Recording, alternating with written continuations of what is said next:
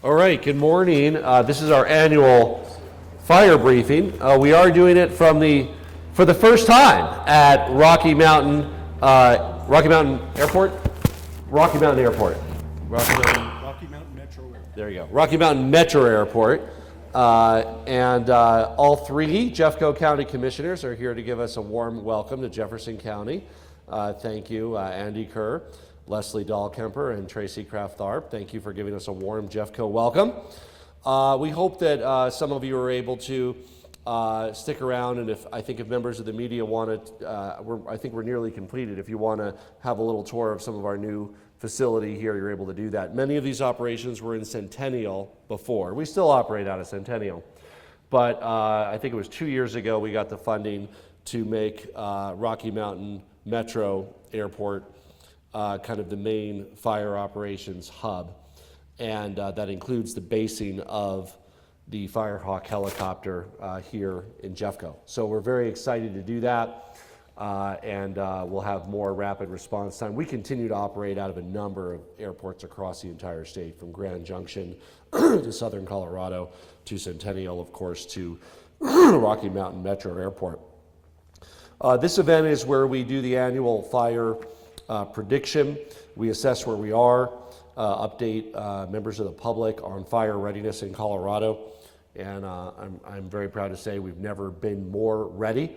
Doesn't mean that fires won't come and could be devastating, but Colorado has really upped our game on fire preparation. We have more capabilities than ever before in the history of Colorado, and a high degree of confidence in being able to inform people of that. I want to thank Public Safety Director Stan Hilke, Division of Fire Prevention and Control Director Mike Morgan, Colorado State Forest Director Matt McCombs, our federal partners, the U.S. Forest Service and BLM. My little dog G is here. She apologizes for not being a Dalmatian, but she's nevertheless here to cheer us on in our fire prevention efforts.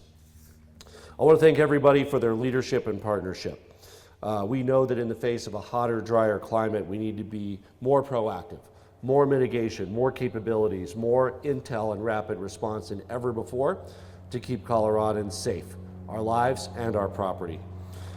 In the last 5 years, we've seen the 3 largest wildfires in the entire history of Colorado and the most destructive fire in the history of Colorado, the Marshall Fire, just a few miles from where we now stand. Future wildfires are not a question of if, it's just a question of when and where and what we're going to do about it. We've already experienced wildfires in our state this year, obviously coupled with the threat of high winds, particular risks.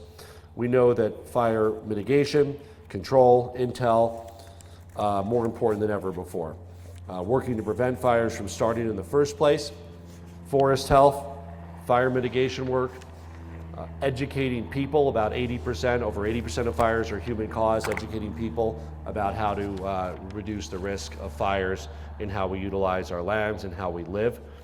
We've created a statewide dispatch system to help our local first responders communicate quickly and effectively with shorter response times that save money by limiting fire spread and property damage. We have a new dispatch system. Our base is up in Windsor, and we're very excited to be bringing that online shortly as well. I also signed an executive order to support our state employees that serve as volunteer firefighters and first responders. They are able to take leave without using up their vacation time from their state jobs to be able to respond to fires as volunteer firefighters. I encourage private and sector employers to implement similar policies as well to make sure that those who want to put themselves at risk and serve as volunteer firefighters don't have to use up their vacation time to do that and can get additional time from their employers to do that. And we're proud to do that for Colorado's 32,000 person workforce. We're also working with the U.S. Forest Service and Colorado State Fire Chiefs on the Live Wildfire Ready public outreach campaign, which shows the steps we can all take to lower wildfire risk to homes and properties, checking areas close to homes and buildings, roofs and decks and gutters for materials that serve as fuel, removing branches that hang closest to roofs. Fire mitigation makes a real difference by reducing the amount of fuel for potential fires, protecting our lands, our homes, our communities. I would also add, in doing so, it helps reduce fire insurance rates for Colorado homeowners, which are simply a function of the risk calculated actuarially by the insurance companies The lower the actual risk, the lower the property damages, the lower we all pay. So even homes that don't have fires, we all save money by taking the right steps by reducing our fire insurance rates. I know many Coloradans have seen hikes in those rates as a result of the Marshall fires and other recent fires events, but this is something we can do about it, and I hope that the actions that people take will help start moving those fire insurance rates the other direction down to save people money. With efforts like the Colorado Strategic Wildfire Action Program, crews around the state are cleaning brush and fire in high-risk areas. We announced an additional $6.5 million to continue that work. We've seen these efforts work, with flames stopping just short of communities and homes and businesses because of effective treatments. Colorado Climate Corps, which was recently selected as a founding partner to help shape the U.S. Climate Corps, is also taking a key part in key forest health and fire mitigation work across our state. We were able to meet with members of that corps last week, along with the Lieutenant Governor and AmeriCorps, being able to yet help people of all ages, particularly young people, get the skills that they need to prepare themselves careers, at the same time do real work today to reduce the wildfire risk for communities across the state. These are just a few of the many steps we're taking to be ready, because we never know when or where the next wildfire will be. Together we'll push forward in our nation's leading work to prepare for and prevent wildfires. To discuss the projections for the next year, I'd like to introduce the Executive Director of the Colorado Department of Public Safety, Stan Hilke. Thank you, Governor. Again, my name is Stan Hilke, Executive Director of the Department of Public Safety. It's interesting, and it's kind of hard to stand in front of you today when you have such a cool-looking backdrop behind me. But as I make my comments today, I just want to remind everybody, it is one element of a resource that we bring to bear in Colorado. The most important element of what we do and the most important resource that we bring are all the different personnel that occur in the state. When I talk about the things we do, and I use the term we a lot in my remarks today, I want to remind you that we means the state, what we do, but also our federal partners and our local partners. There's 375 fire departments in Colorado, made up of 14,000 local firefighters, and things we know always start local and they end local, and without that front line of defense, Colorado would not be as safe as it is. So I just want to say, for those of you that are in the audience, or those of you that are looking through cameras today, if you turn around and you see some of those people that are standing there in uniform, those are the people that really deserve our respect, and we're really grateful to them. The state and our partners are ready for 2024. The cooperation and the planning that we're doing has been very worthwhile. The national structure for combating wildland fire is a cooperative interagency system that involves all levels of government, local, state, and federal, and those agencies are all working well together. With our partners, we work year-round to mitigate, prevent, and suppress wildland fires before they threaten life or property, and when they do, we make sure that we do a good job of our initial attack and also in the recovery area. While these efforts aim to reduce wildland fire risk, we cannot control the weather, the snowpack or fuel conditions, the wind, or the humans that actually end up causing fires. So we need to be ready, and we need the public's help in partnering in that regard. The spring fire outlook is normal for most of the state. You're going to hear that more from Mike Morgan. With elevated fire potential for southeast Colorado in the early part of this summer. That does not mean that there's not going to be any fires. We know that we can expect a similar year to the years that we've had the last couple of years across the state. But we do know that the potential for a catastrophic fire is always there, but we are far more ready than we ever used to be. The wind events are expected to drive much of our fire activity this year.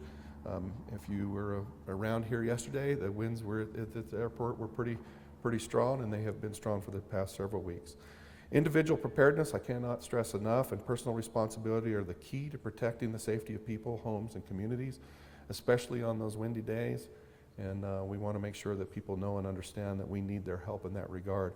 On average, across the country, human-caused wildland fires, the humans cause about 90% of the wildland fires, and most of these fires can be prevented. Please take extra precautions before venturing out, and be careful with anything that could start a fire, whether you're working or recreating in our great state. Please take steps now to assure that you're ready for an event of a wildfire. Sign up for your local emergency alerts and have a plan in the event of evacuation. Please get a hold of your county systems, your city systems, to make sure that you're in the loop on the communication of what's going on. And finally, if you're feeling unsafe where you are, leave, evacuate, go on. If you hear a fire or see a fire that's near you and you haven't got that communication yet and you're feeling uncomfortable, we do not recommend that you wait around. We want to make sure that you're comfortable and you can go ahead and self-evacuate if that's what you need to do. When fires do occur, please be aware and respect the local public safety area closures and evacuation notices. Monitor the local news channels and follow local fire and emergency services and social media for the updates that they push out. Our motto at the department is that we are safer together because we work together, and that we can reduce the danger to lives and property that are caused by wildfire.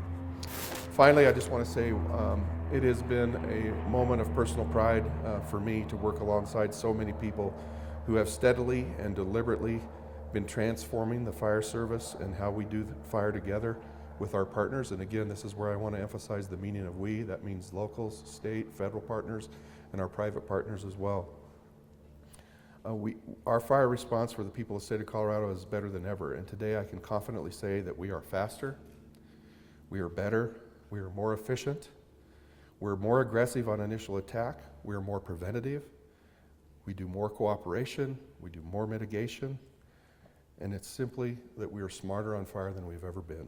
It's an example of good government, and it's one that we should all be proud of. And with that, I'm going to turn it over to Mike Morgan, the Fire Chief for the Division of Fire Prevention and Control.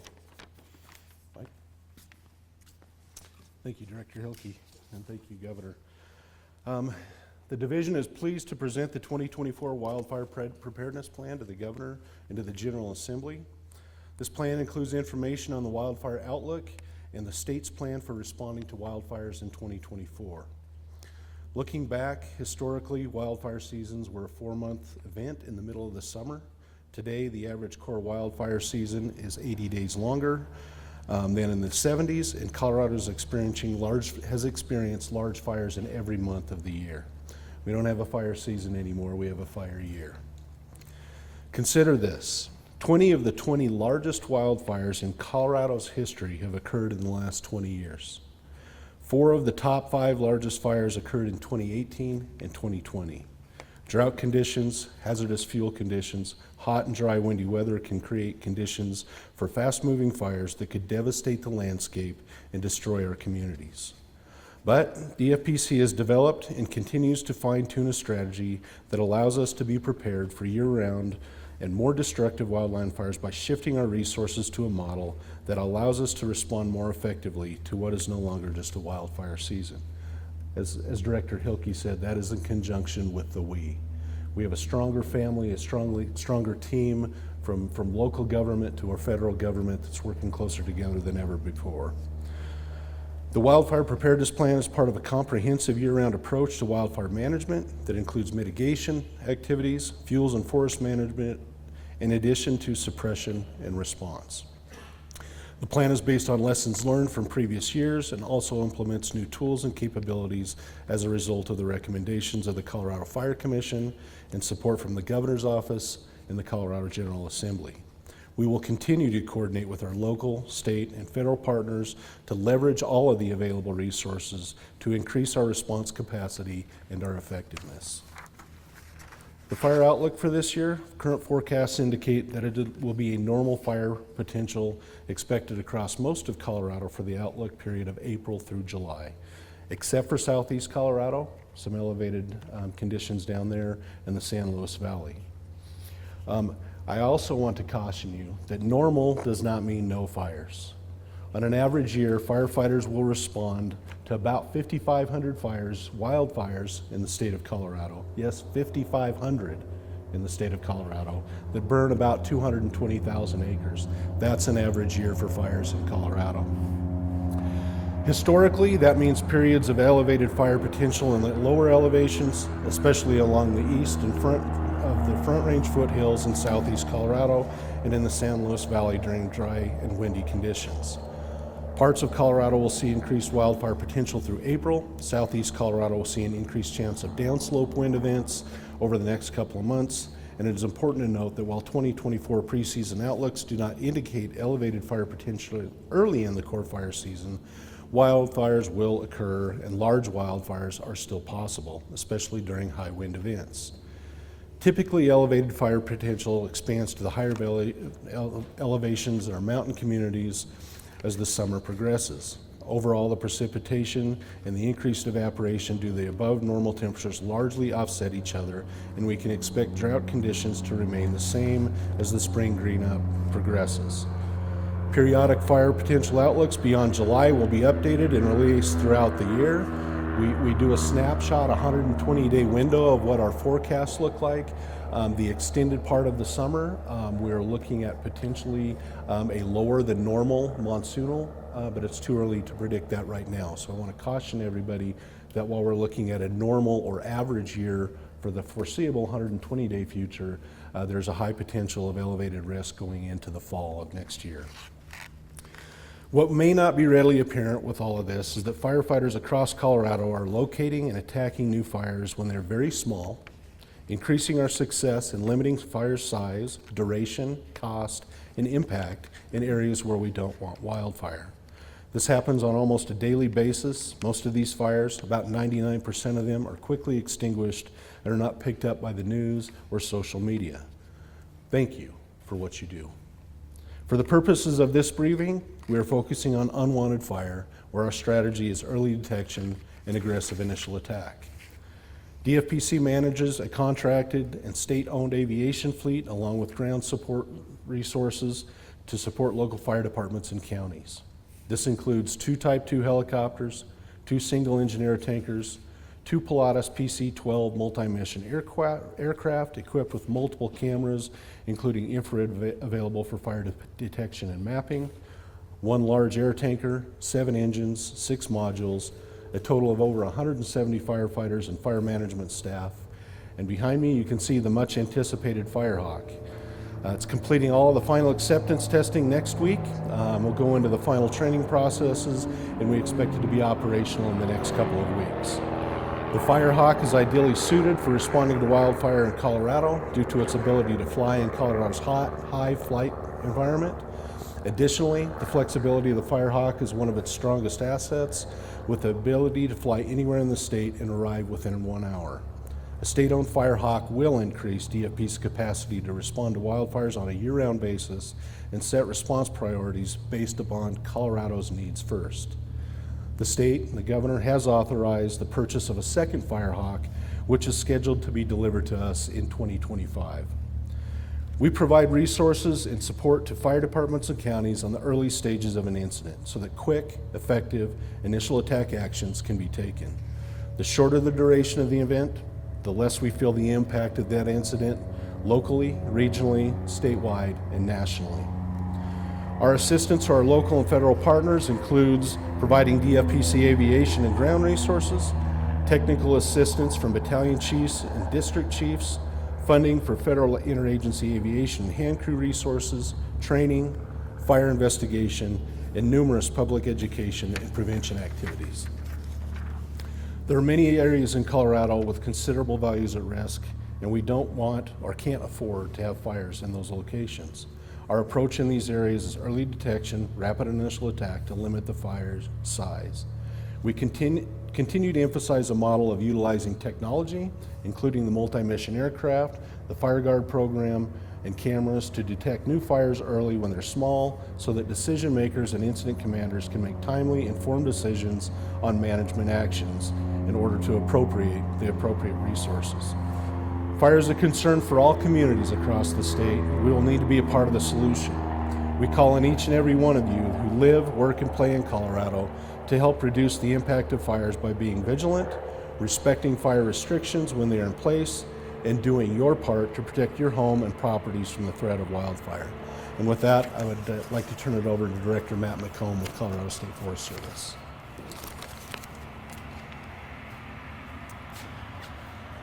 Thanks, Director Morgan, and thank you, Governor. My name is Matt McCombs. I'm the Director of the Colorado State Forest Service, and if you have the privilege of living in this great state, I'm your state forester. The Colorado State Forest Service is the lead forestry agency for the state, and one of our primary duties is to help Coloradans reduce wildfire risks to their lives, homes, property, and communities. We approach this this work with a great sense of urgency, acknowledging that a normal fire season in Colorado is an active fire season. And like the governor said, it is not if, but when. Coloradans must learn to live alongside wildfire. It's a part of nature in Colorado, but with drought and warmer temperatures, and our fire risk is increasing. And while at the same time, more Coloradans are moving into wildfire-prone areas. And under the right conditions, fires can have devastating consequences when they occur in this wildland-urban interface, especially when coupled with the extreme winds that we've been seeing. Investments at the state, federal, and local levels are making a huge difference in this regard. Over the past year, in combination with the furworm and co-swap programs that the governor mentioned, we've invested over $30 million to fund communities to reduce their wildfire risk and to provide outreach to residents to prepare for wildland fire. We've deployed resources through individuals with resources we've received through the bipartisan infrastructure law to help communities update or establish their community wildfire protection plans, and in doing so, thinking to be incorporative of watershed as well as utility and other values at risk that are typically outside of the traditional approach to community wildfire protection planning. We're ramping up the Live Wildfire Ready campaign. I hope you take an opportunity to visit the table back there and understand how we're trying to amplify the Wildfire Awareness Month campaign that's traditionally in May to extend the entire year, acknowledging it is not a fire season, it's a fire year. This is a project that has been funded by the state of Colorado, but within partnership with our friends at the U.S. Forest Service, DFPC, and the Colorado State Fire Chiefs. You know, we continue to remove, and then in sort of the one-to-one community fashion, we continue to remove wildfire fuels around homes and communities and watersheds, thanks to the historic investments, the seminal investments that both the state and the federal government have made in mitigation. Reducing these fuels is the most effective way to lower our risk and to undermine the potential for large-scale destructive wildfires. We support, in particular though, residents doing their fair share and ensuring that they're doing their part in concert with communities, in concert with their neighbors, and hopefully sourcing through the variety of resources that you have available to you, sourcing and understanding your risks so you know exactly what it is that you need to do in order to be prepared for the inevitable. And the best part is we know mitigation works. We have examples all across the state of Colorado where thoughtful mitigation activities affected substantially fire behavior and allowed firefighters a safe and effective opportunity to reduce the impacts. Mitigation works. I want to make sure and hammer that one home. And lastly, most importantly, all of this can only be done through a vast network of partners that participate at the local community level. Our NGOs, our wildfire councils, our conservation districts, our friends at Extension. Everyone is helping and coming together to push out this message and helping this idea of shared stewardship to come to life. Fire doesn't know boundaries, and therefore all jurisdictions and all residents need to be participants, active participants in the mitigation space, and act with the same sense of urgency that the Colorado State Forest Service foresters bring to their work every single day. We're trying to figure out every opportunity we can to build up our success acting together. And I want to highlight in particular with resources that the governor helped secure. We've expanded the Good Neighbor Authority, which is the State Forest Service coming forward and doing work in partnership on federal lands with our federal partners. We're leading the nation in Good Neighbor Authority and have deployed more resources than any other state in the West to ensure that we're taking every opportunity to act with that collective sense of urgency, acknowledging that things are going to be challenging, but together we have both the opportunity and a track record of success. So I look forward to each and every one of you doing your fair share and your part in helping Colorado be safer and get ready for the fire season to come. Thank you. Happy to take some questions. I also want to acknowledge, by the way, we have two folks up here with me that this will be their last fire briefing with us because they are retiring. I want to thank for his great service to the state of Colorado, especially during the pandemic, Mike Willis. Thank you for your service to the state. We wish you a happy retirement. Also, U.S. Forest Service, thank you again for your service federally. How many years? 43 years. So, and I'm glad you're going to retire and stay here in Colorado. So we appreciate you being here. Thank you for your service. Any questions?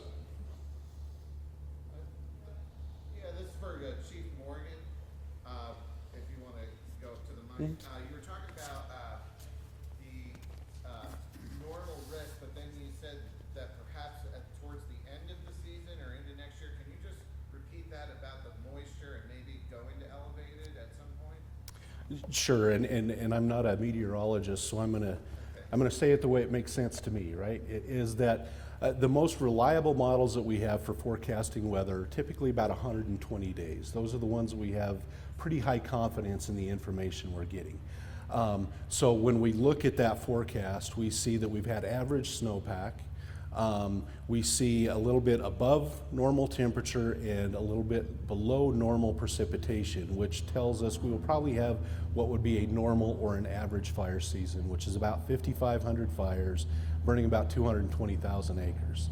As we look further out in the forecast, which becomes a little less reliable, we're not seeing a lot of confidence in the high monsoonal moistures that we normally see. Okay, so what that means in layman terms to me as a firefighter, what that means is we've got a lot of moisture for snowpack that's going to bring up a lot of fuels. You know, the grasses and the lighter fuels will have a lot of growth with that going into the green up season and going into the summer months.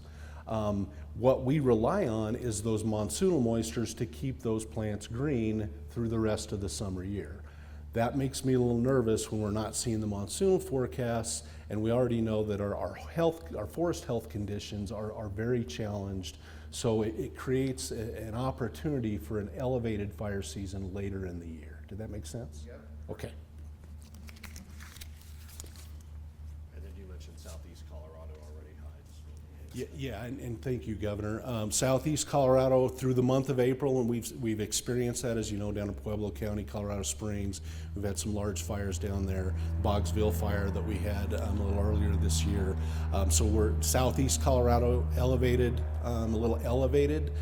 We've got some drought conditions that will continue there in a moderate level. We'll have some moderate drought conditions continue in the San Luis Valley, and then southwest and far west Colorado will have a little bit of drought conditions out there as well. Yes. Is there any relief about the Firehawk being ready to go? How will it start? Will it just start going out, or do you do any practice runs, or how does it all work? Sure, I'll let the team address that in a minute. I want to kind of give the big picture here. So historically, Colorado has relied on an interstate pool of aircraft, and we have on occasion contracted or leased for a period of time aircraft that we can control.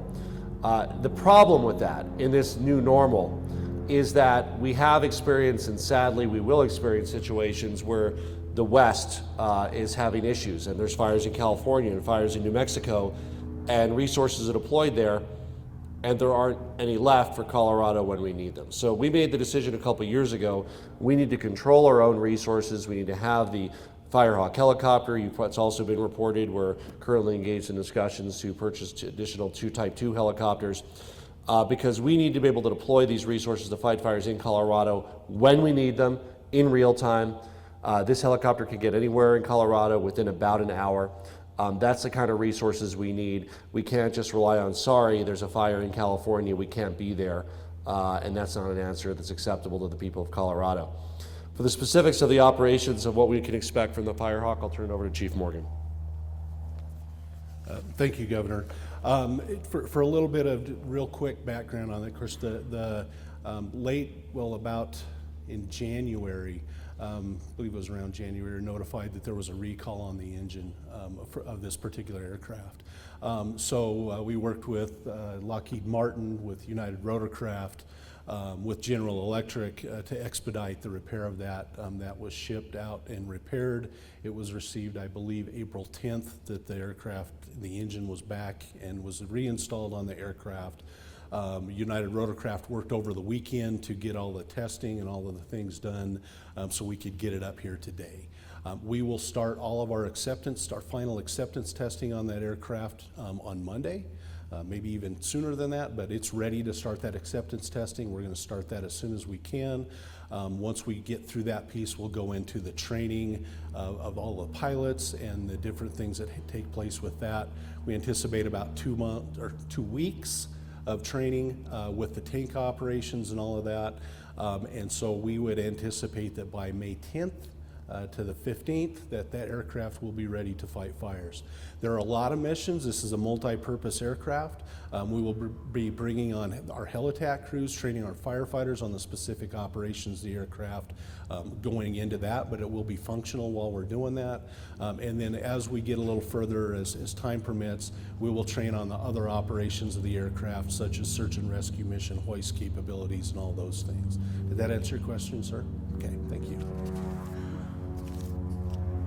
Any additional questions?